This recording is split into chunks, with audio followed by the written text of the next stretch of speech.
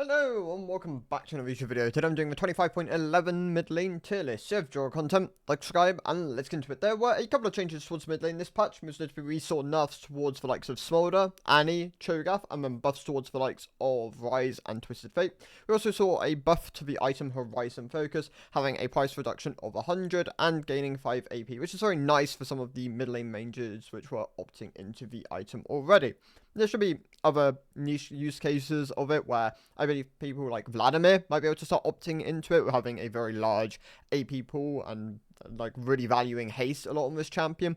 Definitely more champions like that will probably come out over time with like these alternate builds, but right now the main pool, like your Vel'Koz, your Zerafs, your Hui's even performing decently with the items, so definitely something to consider. That being said, let's get into the video. So the D-tier is going to consist of the relatively similar champions from the last patch. The likes of Smolder did get nerfed this patch, but was already a pick I didn't really recommend from solo queue mid lane. Like, this champion for just average play doesn't really perform incredible when you put him in a solo lane. He tends to be very counter pick reliant. Obviously, whenever you think of competitive, it's like the answer to the Yone mid or the answer to Cassante top. When playing in solo queue, you tend to recommend more generalistic champions, and I just don't really recommend Smolder mid as much, albeit you can still make him work here, and as long as you get access to a decent amount of gold, this champion will eventually scale up, be able to like hit his execute threshold and have some level of value. So I don't think he is unplayable in the mid lane. You just have to pick your matchups a lot more precisely, otherwise you'll definitely struggle compared to alternative options. Same goes for like the likes of Tristana, another pick which traditionally gets paired alongside like your AP junglers, isn't anywhere near as performant in solo queue, albeit there are some more AP junglers popping up here and there, which does help her if you are looking to like play her in certain spots, but another pick I just wouldn't really recommend unless you're very, very comfortable on the champion. Corki also follows similar vein of thought here, can work if you are very comfortable on him. Not a pick I'd traditionally recommend though. I believe there are better AD options over like these marksmen, which have been pretty heavily nerfed, so they're not as good as solo laners as they are just raw bot laners. Ziggs is just an underperformant mid laner. The item buffs over the last two patches have helped him. Like, Luden's got buffed, Horizon Focus got buffed, there are some other options he can lean into a bit more, but he's been underperformant in the mid lane for a while now, ever since he received his nerfs, I believe towards the end of last season when they were scared he was going to take over like Worlds for 2024. He hasn't really found his footing in either the bot lane or the mid lane for that matter. Mid lane Ziggs though tends to perform a lot worse, and as a pick I still wouldn't recommend at the moment. He's not unplayable. I'd have him towards the higher end of the D tier, but he doesn't really compete with like your other artillery options at the moment, unless you're obviously like an OTP and very comfortable on the champion. Azir wraps up the remaining D tier picks. He's a very, very good competitive champion. I believe he's like number 1-2 prio mid laner at the moment. This champion has access to a huge amount of damage, scales really well. Pros tend to make you like pilot his laning phase well enough that like even though this champion is traditionally very weak in lane, especially in solo queue, they can still get through it and oftentimes like even shove out certain champions. I wouldn't recommend playing him for solo queue. I think a lot of the reasons why he's strong competitive just don't really mirror or happen in solo queue as much, whether it's the control over team fights, for spacing aspects. It's just a pick I wouldn't really recommend for like this area of play. I think the further you go into Elite though, the more the champion can definitely have value, especially if you know how to pilot the pick. Moving up from the D tier to the C tier is Twisted Fate. This champion got a buff to his Q this patch. 10 flat at all ranks is very nice. It's his core ability and being able to not cast him often, but like have more damage on every cast, enables him to clear waves better, trade better, and it does help the champion. That being said, he's being buffed in 25.12, and the buffs are big. So keep your eye on Twisted Fate. He already sits towards the high end of the C tier. I think he could probably even jump to the B tier. But yeah, the buffs to his ultimate and his E passive attack speed, I would keep my eyes on him. I think this champion could be in a very good position for next patch. Other champions within the C tier, the likes of Brand. I don't like Brand at the moment. I've made that pretty clear for a while now. This champion is the strongest bracket of play for him, like your average play, and he performs pretty poorly here at the moment. His main selling point is the fact that he just has a lot of AoE damage within his kit, and he's relatively simple to play. Outside of that, I wouldn't really recommend the champion. He's also technically like a multi-way flex, but you're not really flexing Brand at the moment. He's just not that good as a champion. Jace sits within the C tier. I think Jace is a pretty good pick. Like, he's one of the better AD options you can lean into at the moment. He's just very, very hard to play. Like, the thing with Jace has always been, if you're good at piloting Jace, he wins most matchups. If you're bad at piloting Jace, he loses most matchups. This champion is incredibly dependent on spacing effectively and just understanding where you can push the champion within his own kit. If you don't do that well, this champion becomes very bad and is just a pick I wouldn't really recommend. That being said, though, Grasp alleviated some level of like, it allows you to like blunder basically a bit more, but the nerfs to Grasp in the next patch will hurt him. And I believe that if you continue to opt into Grasp, then yeah, you'll probably not perform as well, and I just don't really recommend the champion for that. If you already play him though, and you can already perform quite well on him, then yeah, you'll continue to play him and probably get good results. Aurora has been underwhelming, I should say, for a while now. This champion is being buffed in 25.12. The buffs are sizable, 10% more AP ratio on the ultimate, 2 more magic resist, helps like survive some more of those mages within the mid lane. Not huge buffs. I'd probably get bumped up to the beta again. She does sit towards the high end of the C tier though at the moment. I do think she's fine. She's just pretty elite skewed in her current state, and that does obviously have some level of like it just means she's just not going to be as good in average play at the moment. Mel sits within the C tier. Mel's in an interesting spot because there are ways you can play this champion which like notably look stronger, like the Emax variation, and we've seen like different build alternatives, and some people perceive the champion as incredibly strong and very obnoxious in certain spots, which I mean you can see this champion has a point and click ultimate. Well, I say point and click, just an ultimate which can be cast from any range and do a huge amount of burst damage if they've already got the sacks built up on them. That being said though, she just doesn't perform amazingly for average play. I think she does need to be played in the right spots, otherwise you are losing a lot of value out of this champion's kit. But if you are good at playing her, I do think she's relatively slept on as a champion. That being said though, I think Riot might need to do something long term to this champion, because I think her kit maybe doesn't quite align with like what the fantasy of the champion is supposed to be. Sits behind of a C tier. I think if you're comfortable playing her, you should continue to play her. If you're not, I wouldn't recommend her at the moment, but you can still put time into her and just give her a try and see if you enjoy the kit. Kassadin, the changes kind of just ended up being power neutral for him. He's a bit better early, bit worse late, and I mean, that will increase his ban rate for the most part. Like a champion which is stronger early traditionally ends up being banned more, but Kassadin wasn't an absurdly heavily banned champion in the patch before, and he probably won't continue to be a banned champion, so it doesn't really do a huge amount. I think the changes just ended up being kind of no sum, and he still remains as like a C tier pick. I think if you play him in the right spots, he can add value. I think if you play him in the wrong spots, he would definitely struggle against especially like your AD laners for the most part, which Riot did try and alleviate with this patch. Yone has been a bit under for a while now. The major item buffs combined with direct nerfs to him after like the original set of changes where they changed the E and they changed the like removed the Q modifier. That was meaningful, but affected him. And yeah, since the nerfs to his W, he's just been under the bar. I think you can play him and still get good results on him. He is a pretty hard to play champion though, and if you're not comfortable playing him, there are other AD options you can lean into at the moment, which maybe can get you better results with maybe less time sunk into them.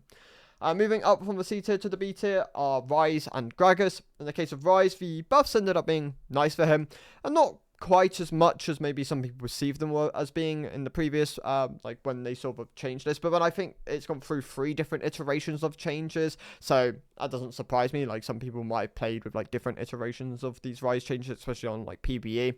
The ones which came to life ended up just being good for the champion. He sits as a solid B2 option. I don't think he's like taking over the mid lane meta, but he's a good option if you want to start playing him now.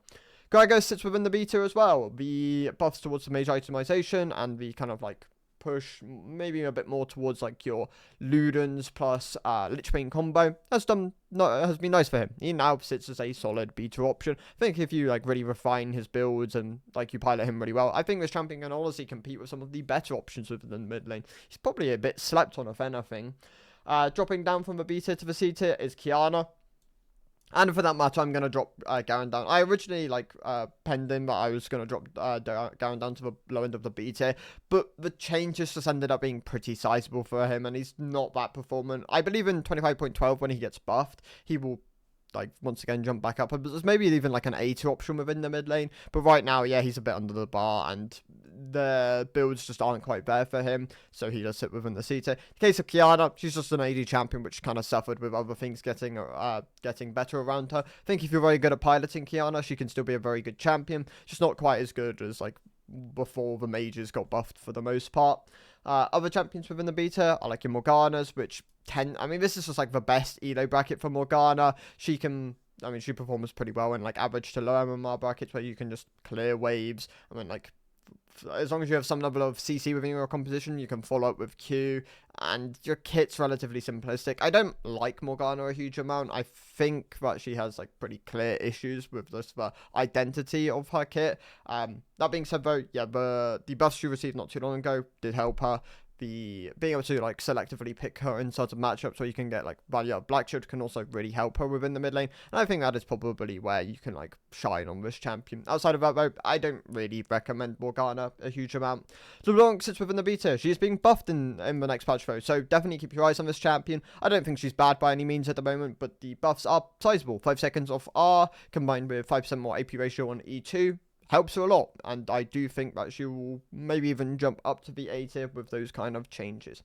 Sion is a fine champion within the mid lane. Sion's a relatively low agency champion within the solo queue, as are most tanks. You're not going to be able to output the same level of damage as like a Jax in the top lane, or a LeBlanc or a Ryze within the mid lane, so gold doesn't matter on these champions as much. That being said though, if you're looking for a blind pickable brick wall of a tank, then Sion is probably your best option alongside Cho'Gath, and I think he can fit quite nicely in as like a B tier option. I don't not recommend him, but I don't really recommend him either. I think he's a pretty like a fine option to lean into if you're just looking for a tank, but I would recommend something with a bit more agency if you're looking to more consistently climb. Malphite, to an extent, mirrors some of the thoughts with Sion, but is a bit more counterpick reliant, unless you go the AP variant, which did benefit from like Malignance being buffed, for example. So Malphite, I think, probably sits as like a solid beta option at the moment. Not bad, but not amazing by any means. Like, he's fine. Other picks within the beta include the likes of Asol, who I believe has seen a bit more traction as of recent. There are certain builds which people are playing on him, which like have helped him a bit more. We've seen like people set on Catalyst into like the like Rylai variants. Leandri did get nerfed, which does affect him, but then some of the other items around him got buffed, which he can like lean into, like a cheaper Rabadons, for example, if he wants that. He actually does see some competitive. I believe Humanoid plays a bit of ASOL, and like there are some other players in other regions, but the champion's just a bit under the bar at the moment. I think he could be buffed and people would probably be fine with it, but he's also not breaking any like he's not like so bad beyond means that like he has to be buffed. So I'd say he's just a slightly under the bar champion. He obviously scales incredibly well. His laning phase can be a bit weak if you're playing him in certain matchups, which just punish him for like trying to sit and channel Q, and silences can be very effective against that. Like your Cassidins, for example, I believe really punishes Asol. Zed sits within the beta, and like alongside a load of the other assassins, like Katarina's the one assassin I shouldn't have dragged. That's quite funny. Zed, Talon, what else have we got here? Akshan all sit as like solid AD B tier options. Like they're champions which perform really well if you've just put a lot of time into them. If you haven't put time into them, they just perform under the bar, I think, just for average MMR brackets. I don't really recommend them unless, yeah, you've put the time in to play them and you can pilot them really well. Then they become very solid options, and one of them probably exists within your champion pool, or if not all three, because you probably like that kind of like archetype of a champion. Aurelia sits within the beta. She's just been not as performant as of recent. I believe, yeah, just things being buffed around her has affected her and left her as a slightly weaker option to lean into at the moment. Fizz, another assassin which sits within the beta, he benefits from the mage item changes, and he sits towards the high end of the beta, just not, he's just a bit counterpick reliant. Like, if you don't use him as a counterpick, then he just becomes a slightly underwhelming champion for the most part. Lissandra, another pick which is just good as a counterpick. If you find the right spot to play Lissandra, I think she can be a very good option. If you don't, then yeah, she also just becomes a bit underwhelming. Silas, I think, sits towards the high end of the beta. In the right spot, Silas is a very, very strong champion, and he still sees competitive play for that matter. Like, Silas does have spots where he is deemed as really good. I think he can struggle a bit more in solo queue if you don't pilot the champion that well, and can oftentimes be punished by by some like team comp archetypes, like more range can hurt him, bad ultimates can hurt him, and that tends to make him a bit more counter pick reliant. That being said, I think he sits as a high beta option. I don't think he's bad by any means, and Asita should be a champion which exists in most players' pool. Orianna sits towards the high end of the beta. She's fine, just under the bar for me. Like, I think you could easily say Orianna should be an A tier champion, or you could say she's more like a mediocre B tier champion, and I think you could easily argue both. I'd say she's just, like a slightly under the bar champion, sits within the high end of my B tier. Vel'Koz, I was going to bump him up this patch with the Horizon focus buffs, but he's not quite there. Like, I mean, I might do it next patch, like I might push him to the A tier. It might just be like I'm not feeling like recommending Vel'Koz as much this patch. I don't know. But yeah, I mean, the Horizon focus buffs were nice for him. Like, if you want to consider him an A tier champion, you can. He sits right at the top of the B tier. I just think he's not quite as good as some of the A tier artillery options, but it can be if you pilot him really well. So yeah, Vel'Koz sits within the B tier for me at the moment. Cassiopeia drops down. This is weird seeing Cassiopeia in the beta. I think in most, for the last 2 or 3, I don't know how long I've been doing these tier lists for. In the last 2 years of tier lists, I don't think Cassiopeia has really dropped that, dropped down to a B tier kind of area without just being buffed in the next patch. Cassiopeia is not performing that well at the moment. Buffs towards some of the more ranged alternatives, combined with just the itemization not being as good for her at the moment, and direct nerfs towards and changes towards Cassiopeia's kit. Not recently, but within the last 6 months, I believe it was, where they did the mana changes to her. She's just not as good at the moment, and yeah, she sits within the beta. If you pick her spots right, your short range compositions where she can really output a huge amount of DPS, and her ground and her ultimate can be really powerful tools, I think she can easily climb back up. But yeah, she's just not as performant at the moment, so she sits within the beta for the moment. Quinn is a slept-on champion, and I think she's intentionally slept on. People just don't enjoy playing Quinn, which probably means this champion should just be reworked. If she's just blatantly, strong or overpowered and people don't want to play her, then there is just an issue with this champion. We've obviously seen people like Baus even play it in competitive and have some really funny moments of just one-shotting champions. And to an extent, you can just replicate that in solo queue. Give this champion some gold. She does absurd amounts of damage. She's just not that popular, and she sits within the A tier at the moment. If she was more popular, I could honestly bump her up to the S tier as just a recommended AD option in both mid lane and top lane. But yeah, it's kind of hard. She doesn't have a huge player base, sample size. It's mostly played by OTPs, and yeah, I mean, I'll leave her as an A tier option for the moment. I think that's kind of the verdict I've come to. And Nivea, also another champion, which is just doing a bit weaker with Roa being nerfed and Seraph being nerfed. They were 2 of her core items, and they're slightly weaker now. Vex, pick her in the right spot as a good counter pick. She can be a very valuable champion. If you don't, she definitely loses a lot of value, but the mage item buffs have solidified her as a solid A tier option. Veigar, an incredibly low elo skew champion. This is kind of the elo bracket he is most performant in. I don't really recommend Veigar at the moment. I think he isn't. When Veigar isn't an S tier champion, I don't really recommend him as much. But if you enjoy him, you want to play him, he performs decently. He's still a solid A tier option for mid to low MMR brackets. Heimerdinger sits within the A tier, just a very niche AP mid laner. I think he can be deceptively strong in the right spots. People don't understand how to play against his turret, and his damage output is, very, very high in the right spots for the most part. Victor is an interesting one. He's actually gained a lot more, I've seen a lot more people talk about Victor as of recent, the fact that he is the Roa build, which gives him a lot of durability, the Roa Leandri variant, or the Blackfire, well, not even Blackfire, but Blackfire is one of his builds, but the Luden Storm Surge build, which can do a huge amount of damage. I think Victor has some level of variance, which can be quite good for a mage option. You can opt into durability, opt into extended patterns, opt into just outright burst. He's in a good spot. I'd say he's a very solid A tier option, and should also be another champion akin to Silas, for example, which I just recommend having within your champion pool, because more often than not, he has a variety of good spots where you can play him. Neferi is fine. She's a good AD, a mid lane assassin. She's obviously lost a lot of her popularity for jungle Neferi. Jungle Neferi is a pretty hot champion at the moment, but when I say hot champion, I mean she's kind of on the decline event. Well, she was a hot champion, but nerfs have kind of led her to being more of a mediocre-ish pick. She's not as performant in solo queue anymore, but if you pick her in the right spot, she can still be a really good champion. She's just losing her popularity by the day, if anything.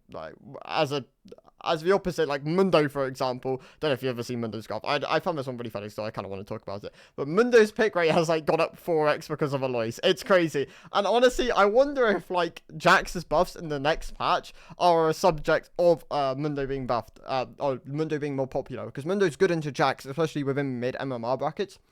So, if you ever really think about some of these things, it can all be, like, to an extent, intertwined, which is crazy to think. I don't know, I had to go on a tangent, but I found that really funny when I was, like, looking through data. Katarina, really good at the moment. Like, Katarina's actually in a really, really good spot. I'm surprised she hasn't been nerfed, because when the way Riot like to approach Katarina is if this champion's, like, pretty heavily above the bar, and she ends up just being blatantly overpowered in the hands of OTPs.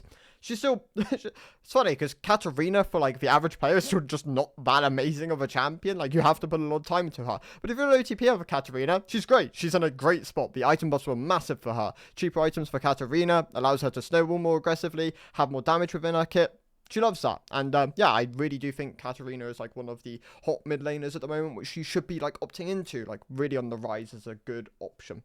Xerath benefited from the Horizon focus buffs. The champion was fine. Well, I said was fine. It was decent as, like, an artillery option. But if you pick him in the right spots as, like, as, like, this artillery, hard to kind of, like, get onto pick, then, yeah, I think he sits as a very solid A-tier option at the moment. Syndra sits within my A-tier. I like Syndra. I think she's a good traditional standard mage option, has good burst, has some level of extended trading patterns if you want to opt into those builds, and that variance can be quite nice within a mage, so I do like merit her as like a good A-tier option. Kennen sits within my A tier. The champion has obviously skyrocketed because of Splinter. I think I got the name right this time. I think it's 3 patches of now either misremembering or just not remembering whatsoever what the name of the mid lane Kennen player is in Korea at the moment. He's obviously shown that the champion is very strong in the mid lane, and I think if you can perform really well on it, he's really, really good. Kennen as a champion is just slept on though. I think this pick is really good in top lane as well. And yeah, the protobot buffs were great for him. So sits as a very solid A-tier option. Lux. So I think Lux is also beginning to gain some level of traction in the mid lane. People have realized that you can play a very aggressive setup on her. We've seen like very bursty kind of setups. We've seen like ignite setups even where she trades very aggressively with her passive, and certain champions don't really have the tools to deal against that, especially if they don't have good movement speed and they can't really escape like the Q or the E projectile. Lux is a pretty solid mid laner. I think she is slept on. She could honestly compete for an Esther spot if people really like refine kind of how they want to play her and like her playstyles. I kind of just said the same thing twice. Akali, great AP assassin in mid lane. I really like Akali. I think Akali is easier to pick up than the likes of Katarina. Traditionally has like better spots and like translate a bit more into like your competitive environments. Doesn't rely on like solo queue being so volatile to kind of snowball within games. And I merit her for that. I think Akali, like the other champions, which I've said already, should be a champion within your champion pool because she's a good pick, and I think she has a lot of good spots. Wei is on the rise. He's benefited from the Horizon Focus buffs. I think Horizon Focus is a very good item on Wei. Whether you go at second or third, I mean, it probably depends what build you're going for. But yeah, he's in a good spot at the moment. Very deserving of an A-tier, A-tier position in his current state. Swain, if you use him as a counter pick, great champion. One of the best champions you can lean into in the game. If you pick him in the wrong spot, he does lose a lot of his power and probably it's more like a B2 option. But yeah, use him as a counter pick. He's like an S, like even like an S plus option, like into like those melee, low damage compositions. That's where Swain really thrives. Zoe sits within the A tier. She really shot up with the buffs she received, combined with the itemization buffs. She's performing really well as a champion option now. Sits towards the higher end of the A tier. Tilia is being nerfed in 25.12. She was obviously a very performant, competitive mid laner. She does decently in solo queue as well. Like, she is a good solo queue mid laner. The nerfs will hurt her though, and I do think that for her reign of being like a good A tier option, maybe even like competitive S tier option, will probably be over with those changes. Malzahar sits towards the middle of the A tier. The Liandry nerfs affected him, and he didn't really benefit from the mage item buffs as much as other champions, so he's dropped down a bit. He still sits as a solid A tier option though, easy to play, trivializes wave clear, and great lockdown tool within his ultimate. Pantheon has been a really performant mid laner for a while now. Like, I think Pantheon is a pretty competitive. I mean, you could argue that Pantheon should just be within the S tier. I think in the right matchups, he's one of the best AD options you can lean into. With AD options, some of them being quite hard to play within the mid lane and some of them just not being that great, I think Pantheon really rises to the top as being like a great flex / counter pick option within the mid lane. And yeah, he really deserves a high spot within the A tier for just how strong he is at the moment. Alright, some of the other options. So RA also sits within the high end of the A tier. She is also being nerfed into 25.12. The ultimate is being nerfed and the charm is being nerfed. That being said though, she performs really well in solo queue at the moment. Great damage, great survivability tools, good wave clear. She kind of is a jack of all trades AP champion at the moment. Whenever RA tends to fall out of the meta, it's because she just doesn't do one of her tools just isn't that great, whether her ult's too long for the CD, or her damage just isn't there to really find the targets to like execute, and she like struggles within that aspect. Then yeah, that can be where Ari really like struggles as a champion. Right now, though, she's a very good option. Annie has dropped down towards the lower end of the A tier. She got nerfed this patch. Makes sense. She was one of the most performant A tier options. And if she kind of continued on that trajectory, she should have probably landed a spot within the S tier in this video. But yeah, the nerfs kind of prevent that. She still performant though. Like still a good A tier option, just not as good as she was in the previous patch. Cho'Gath drops down to the high end of the A tier. They nerfed him again. And it was 0.5 armor. It hurts him in his AD matchups, hurts his scaling. Armor growth is going to be more meaningful on a champion like Cho'Gath when you have a lot of built-in health within your kit. You value like resists more when you have a very large health pool, and yeah, losing some of those resists is meaningful for him. He now sits as a high A tier option. The S tier then. So my S tier AD mid laner, still Yasuo, still one of the most popular AD mid laners. I mean, might just be the most popular AD mid laner at the moment. I'd have to check that. Yeah, he is the most popular AD mid laner. Zed is close-ish, but like, yeah, Yasuo is the #1 spot at the moment. I really do recommend him though. Like, he does a huge amount of damage. He has great outplay tools, good agency within the game, strong early, strong mid. It's good late if you're like able to like snowball like your advantages. I think this champion can functionally be good at most stages of the game. And the main reliance of this champion is like having setup within your team. You obviously have yourself set up with your Nado, but like not having other knockups within your team can definitely hurt him. If you pick him in the right competition, I think he's one of the best champions you can lean into at the moment. If you pick him in the wrong spots, he probably drops down to more like an A tier option, but he is a very, very good pick in his current state. For my AP counter pick, it's Galio for sure. I still think Galio's a great option. Easy to play, has alternating builds where you can opt into like AP Burst, AP Bruiser, just outright the Hollow Radiance tank build. I think they're all really good on him at the moment, and he can perform really well depending on what you need within the game. Works really nicely as a counter pick. Great S tier option in my opinion. Kayle sits within the S tier. Same reason for why she's an S tier top laner. Her itemization got cheaper. She was already in a very good spot. Honestly, Kayle mid tends to perform even better than Kayle top. The shorter lane can be really rewarding for her and hard to like actively punish Kayle, which was kind of alleviated with the minion changes towards the beginning of the season. That being said, yeah, Kayle, great S tier option. Vladimir has been on the rise for a while, and the buffs towards his itemization really helped him. He maintains his spot within the S tier. I really do think you should probably try Vladimir mid if you haven't already. He might not be your comfort or your playstyle, but yeah, he's really performing in his current state and very deserving of an S tier spot at the moment.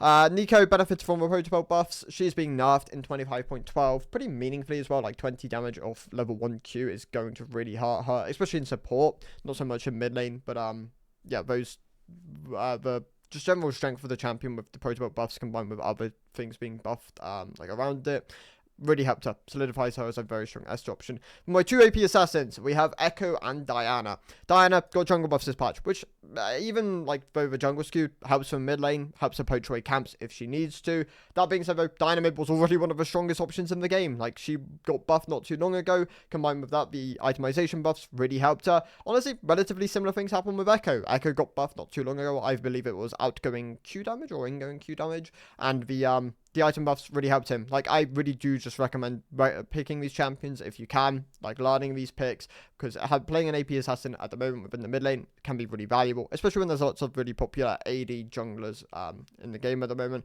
like your Zinzaos, your Jarvans, for example, like your Viegos. These picks compare quite nicely alongside them, and having one of these within your pool can be really valuable for just climbing, maybe even all the way to the likes of Master at the moment. I really do recommend the S tier options, especially if you can pick them in the right spots. The A tier options can all be very competitive though, especially if you've put a lot of time into them. And honestly, same with all of the list, but my main kind of recommendations is always going to be these S tier picks, which I do think in the right spots are the best options you can lean into. Those are my thoughts. Thank you guys for watching. See you in the next one. Goodbye.